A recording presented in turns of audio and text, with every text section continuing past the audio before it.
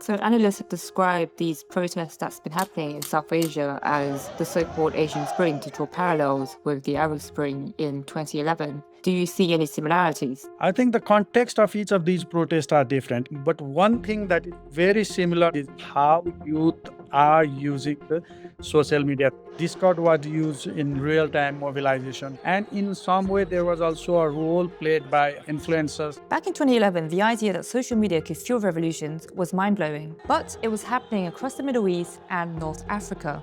Facebook and Twitter became radical new tools that allowed activists to bypass censorship and organize protests. One after another, the toppling of authoritarian leaders was being tweeted and hashtagged. Fast forward to 2025, and many of today's activists are much more tech-savvy. The recent uprisings of mainly young protesters, which grew in South Asia but has now expanded globally, operates on a whole different level. They are born into a world where memes, anime symbols, and live streams are the norm. For them, the internet isn't just a megaphone, but an ecosystem.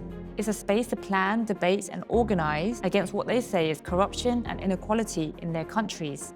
In Nepal, after demonstrations that ousted the Prime Minister, protesters used platforms like Discord to debate an interim leader.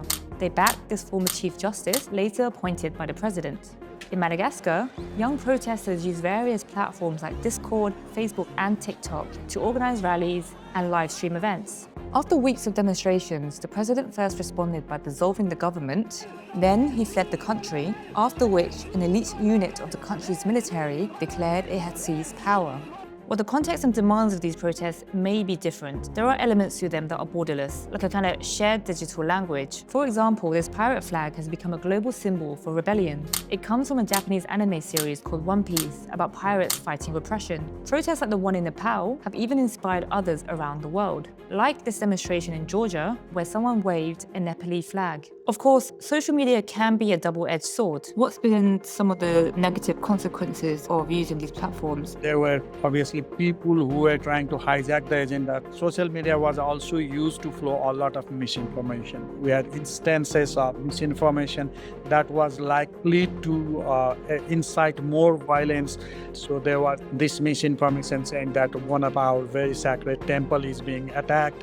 All this visibility from social media can also expose protesters to more surveillance, as governments have now added facial recognition and phone tracking to their toolkit. Still, protesters continue to show up by finding loopholes via encrypted apps or VPNs. So, different decades, different platforms. But what happens next? Whether these protests lead to lasting reforms remains to be seen.